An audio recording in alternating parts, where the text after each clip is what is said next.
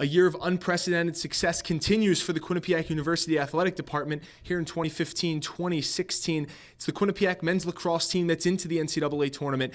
Welcome inside an NCAA Tournament Selection Show Special. Morey Hershgordon alongside MJ Baird. MJ, you've been around this men's lacrosse team of late. Pretty exciting feeling for Fekete and his squad, but let's get right down to it. Quite a dominating MAC tournament for the Bobcats. It really was, Morey. It started on Thursday. Quinnipiac taking on Canisius, a game that most people around Hampden thought Quinnipiac should take pretty easily, which they did, 13-7. Ryan Keenan with 5 goals, Foster Cuomo, the freshman, with 4. That's 9 right there, contributing to the 13. Pretty good numbers from those two.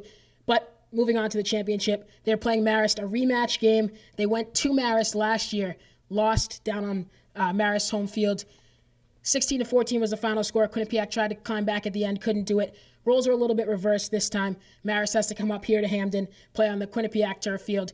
And really, Quinnipiac had the lead a couple times, started off hot early, but Marist did mount some comebacks. Unfortunately for them, they weren't able to come back all the way in the end. Quinnipiac did hold on to win, but Drew D'Antonio, 4 goals in the game, 41 ground balls picked up by Quinnipiac in that game. Goaltender Jack Brust named the most outstanding player in the MAC tournament. And MJ, it's been a year of revenge. You said they defeated Marist in the championship game. They exact the revenge from last year. They exact the revenge in the regular season against their opponent in the playing game.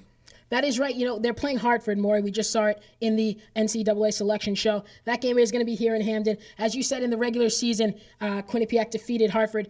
But, Morey, they've been playing since 2010. That's Quinnipiac and Hartford. For 6 straight years, Hartford got the better of Quinnipiac. But none of those games, goal differential being more than 3. This year, as we said again, roles are reversed. Quinnipiac beats Hartford. That's down in Hartford. Overtime, the final, though, 11-10. Quinnipiac takes the win. And Hartford comes into this game coming off the America East Conference win. They defeated Vermont. So they're hot too. They just won their conference. It's fair to mention too, both of these teams have a mutual opponent in Marist, who they both defeated this year in the regular season, and then Quinnipiac, obviously, in the MAC tournament. Right after the selection show, head coach Fekete stopped by. I asked him a few questions about his upcoming opponent. Eric, the anticipation's over. Now you're in. How does it feel? We're pretty excited. It's great to have a rivalry like Hartford, and to play those guys again, and just the chance to be in is great for us. The proximity with Hartford and you guys, you play pretty much every single season. This year, you defeated the Hawks 11-10 in overtime. You snapped a 6-game losing streak. How are you going to make it 2 in a row? Well, it's a great rivalry game. Adding the excitement of the NCAA tournament onto it is something completely different, but we've always had great games with them, and I think we're pretty confident. We beat them earlier this year. It's a great way to start for us, and we're looking forward to playing on Wednesday. How special is it that you get to play on your home turf? It's great. You know what I mean? It's great for the fans, great for the community. We have a great support network here on campus, and I'm glad that we can bring it here for everybody to enjoy. Message to the Bobcat faithful? Get ready for Wednesday. It's going to be rock and roll Wednesday. We're looking forward to having Hartford come to town, ready to go. Pretty rare that a team gets to host an NCAA tournament game. Fekete always energized, excited to talk to us, and we really appreciate that. But let's look at the visitors first. The Hartford Hawks come in at 11-6 overall, a team that made history in the America East Championship, the first ever number 4 seed in that conference to make the NCAA tournament, coming off 2 emotional victories. One in the semifinals over top seed at Albany, who's been not only a top seed in the America East, but a top team across the country.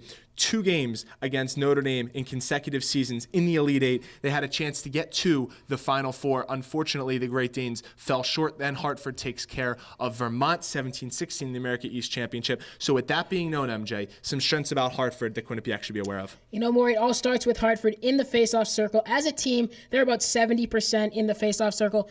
It's really Dylan Protesto for them. He's up around 72% in the America East tournament alone. That's really stellar, whether you're winning the face-off and playing it right offensively or playing it back, setting up the play that you want. But face-off men, they call them Fogos for a reason, face-off, get off. Protesto's winning those, doing his job for the Hawks. Also, 4 players with 3+ goals in the America East tournament for Hartford.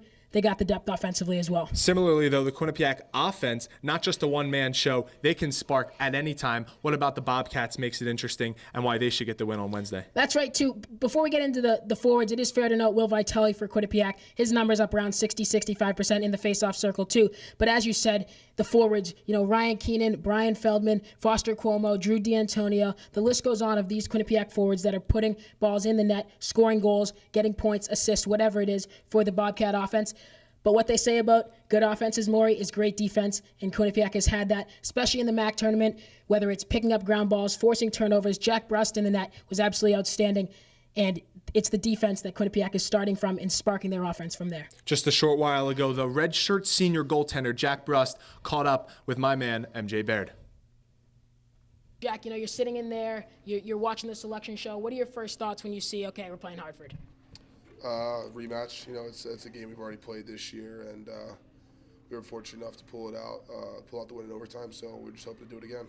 So you said you played them once already this year. What do you know about this team? Whether it's offensively, defensively, that your team needs to adjust to. I wouldn't necessarily say adjust. Obviously that's. There's a couple things that they're very good at. Being their face-off. Their offense is pretty good. So, we're just going to work hard the next couple of days and do our best to prepare for them.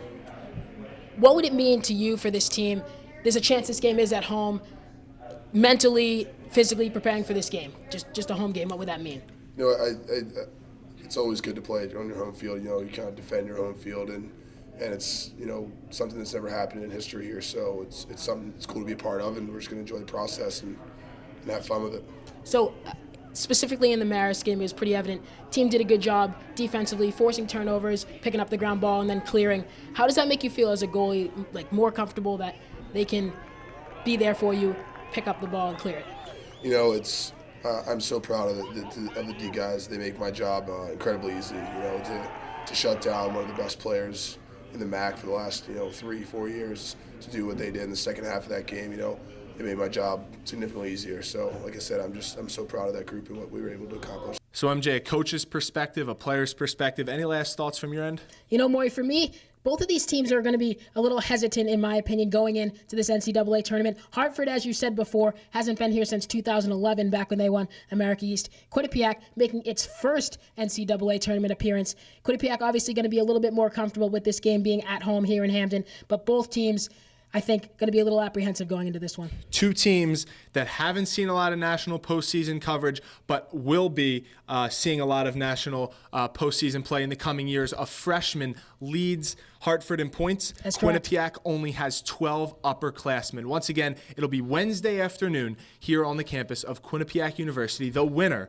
gets top-seeded Maryland on Sunday afternoon at 12:30. That game will be televised nationally on ESPNU. MJ, thanks for coming on. Thank you, Morey. Appreciate it. For more information about the Quinnipiac men's lacrosse team and exclusive coverage, check out our website at Q30television.com, as well as on Twitter at Q30 Sports. For Sierra Goodwill behind the camera, you can check her out on Twitter at Sierra Goodwill, and my partner MJ Baird at MJ_Baird17.